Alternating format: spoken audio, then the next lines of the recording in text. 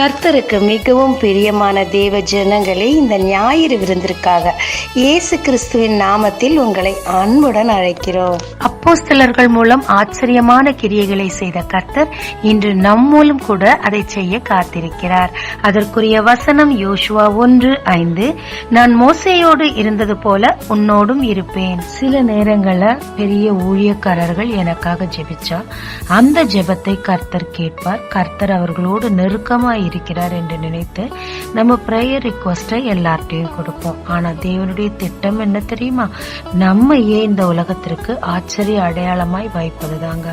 அவர்களோடு இருந்து கிரியை செய்யும் கர்த்தர் நிச்சயமாய் உங்களோடு கூட இருந்து அதை விட பெரிய கிரியைகள் செய்கிறார். ஏன்னா இயேசு சுவாமி சொல்றாரு, நீங்க என்ன விசுவாசிச்சீங்கன்னா என்னை விட பெரிய அற்புத அடையாளங்களை செய்வீங்க அப்படின்னு சொல்றார். அதற்குரிய அதிகாரத்தையும் நமக்கு அவர் கொடுத்திருக்கிறார். அதே மாதிரிதான் மோசேயோடு இருந்து கிரியை செய்த கர்த்தர் யோசுவாவோடு இருந்தும் கிரியை செய்கிறார். எப்படியெல்லாம் கிரியை செய்தார் என்று நாம் பார்க்கலாங்க. யார் இந்த யோசுவா? வேதம் 3 குறிப்புகளை சொல்லுதுங்க. யோசுவா 1:1 அவர் நூனின் குமாரன் என்று சொல்லப்பட்டிருக்கு.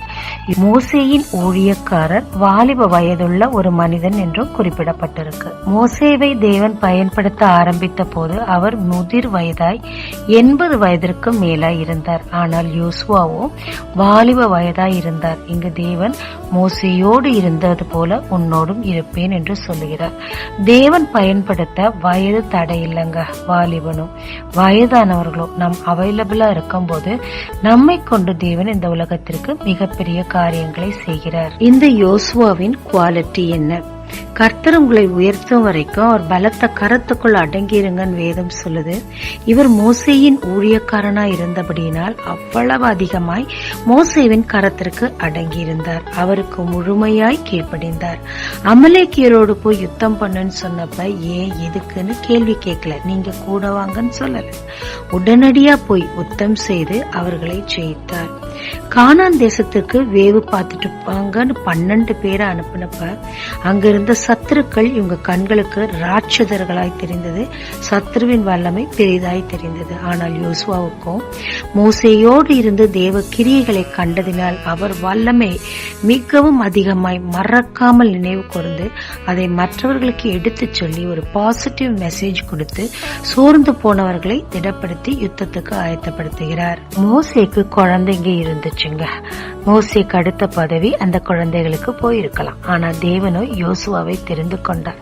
ஏன்னா அவ்வளவு கீழ்ப்படிதல், அவ்வளவு உண்மை தெரிந்து கொள்ள போதுமான பாத்திரமாய் இருந்தபடியினால் தேவன் செய்த கிரியைகளை ஒரு புத்தகத்தில் எழுத சொன்ன போது கூட யாத்ராகமம் 17:14 யோசுவாவின் காது கேட்க அதை வாசி என்று சொல்லி யோசுவாவை தேவன் ப்ரிப்பேர் பண்ணினார். கர்த்தர் மோசேக்கு தன் ஜனங்களை அடிமைத்தன வீடாகிய எகிப்திலிருந்து விடுவிக்கவும் கானான் வரை வழி நடத்தவும் ஊழியத்தை கொடுத்தார். யோசுவாவுக்கோ அந்த வழியை தொடர்ச்சியாய் நடத்தவும் தேசத்தை பங்கிட்டு கொடுக்கவும் தொடர் ஊழியத்தை யோசுவா கையில் ஒப்படைத்தார். ஆனால் இங்கு மோசே மரித்து போனார். யோசுவா வாலிப வயதாய் இருந்தபடியினால் மிகவும் பயந்து போனார். எனவே தேவன் அவரோடு நேரடியாய் பேசி, பயப்படாதே, கலங்காதே, திடன் கொள், நான் உன்னோடு இருப்பேன். எப்படியெல்லாம் மோசேவோடு இருந்து அற்புத அடையாளங்களை செய்தோனோ உன்னோடு கூட நான் இருக்கிறேன், பயப்படவே பயப்படாதேன்னு அன்பாகவும் கட்டளையாகவும் இவருக்கு சொன்னார். யோசுவாவும் அதற்கு பாத்திரனாய் இருந்தார். மோசேயோடு இருந்தது போல் உன்னோடு இருப்பேன் என்று சொன்ன கர்த்தர் மோசேயோடு இருந்த 5 காரியங்களையும் யோசுவாவோடு அதே விதத்தில் இருந்த 5 காரியங்களையும் பற்றி பார்க்கலாங்க. பழைய நிமித்தமாக பார்வோனை மீட் பண்ண மோசே ரொம்பவே பயந்து போயிருந்தார். அந்த நேரத்துல யாத்ராகமம் 3:12 கர்த்தர் அவரிடம், நான் உன்னோட இருக்கிறேன், தைரியமா நீ போ சொல்லி தைரியப்படுத்தி பார்வோன் இடத்தில் கொண்டு போய் நிறுத்தினார். இரண்டாவதாக யாத்ராகமம் 4:12 நான் உன் வாயோடு இருப்பேன் என்று கர்த்தர் மோசேயிடம் சொன்னார். நான் திக்குவாயன், மந்த நாவுள்ளவன், பார்வோனிடத்தில் எப்படி பேசுவேன் என்று அவன் பயந்த போது பார்வோனை எதிர்த்து நின்று பேசத்தக்கதாக தேவன் மோசேயின் வாயோடு இருந்தார். யோசுவா இந்த ஜனங்கள் முரட்டாட்டுத்தனம் உள்ளவர்கள் என்று அறிந்திருந்த போதிலும் வசனம் 12 தன் ஜனங்களோடு பேசுகிறார். வசனம் 18 அந்த ஜனங்களும் இனி உங்கள் சொல் நாங்கள் கேட்போம் என்று வாக்குறுதி கொடுத்தனர். அது மட்டுமா, தேவனோடு பேசி சூரியனோடு சந்திரனோடு பேசுகிறார். அவைகளும் அவருக்கு கீழ்ப்படிந்தன. அவ்வளவாய் தேவன் அவர் வாயோடு இருந்தார். மூன்றாவதாக யாத்ராகமம் 3:20 தேவனுடைய கை மோசேயோடு இருந்து கிரியை செய்தது. 14ஆம் அதிகாரம் 16ஆம் வசனம் 21ஆம் வசனத்துல உன்னுடைய கைய கோலோடு கூட நீட்டு அப்படின்னு சொல்றாரு. அவர் நீட்டின போது செங்கடல் 2ஆக பிளந்தது. தேவனுடைய கரம் அவர் மூலம் கிரியை செய்தது. யோசுவா 8:18 உன்னுடைய கையில் இருக்கிற ஈட்டியை ஆயி பட்டணத்திற்கு நேராக நீட்டு, உனக்கு தந்தேன் என்று கர்த்தர் சொல்லுகிறார். யோசுவாவும் நீட்டின போது ஆயி பட்டணத்தை இவருக்கு அவர் ஒப்பு கொடுத்தார். தேவனுடைய கரம் யோசுவாவோடும் இருந்தது. மோசே தேவனை நோக்கி எங்க கூட வாங்க, உடைய சமூகம் எங்க முன்னாடி போகட்டும் சொன்னப்ப அப்படியே ஆகட்டும்னு சொல்லி தேவன் அவரை வழி நடத்தினார். யோசுவாவுக்கோ யோசுவா 1:9 நீ போகும் இடமெல்லாம் நான் உன்னோடு இருப்பேன் என்று சொல்லி எல்லா இடங்களிலும் வழிநடத்தினார். மோசேயை வழிநடத்தினவர் யோசுவாவையும் வழிநடத்தினார். மோசேயோடு இருந்த தேவன் யோசுவாவோடும் இருந்து கிரியை செய்ய யோசுவாவுக்கு தேவன் கொடுத்த கட்டளை யோசுவா 1:8 உன் வழியிலெல்லாம் இரவும் பகலும் என் பிரமாணத்தை தியானித்துக் கொண்டு இரு என்று சொன்னார்.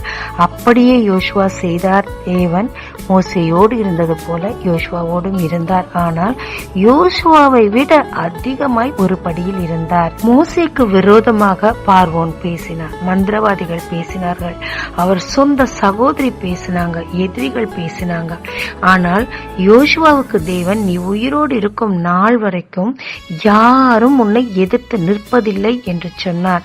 அப்படியே யோசுவா 21:44 பார்க்கும்போது சத்துருக்கள் ஒருவர் கூட அவருக்கு எதிர்த்து நிக்கல அப்படின்னு சொல்லியிருக்கு.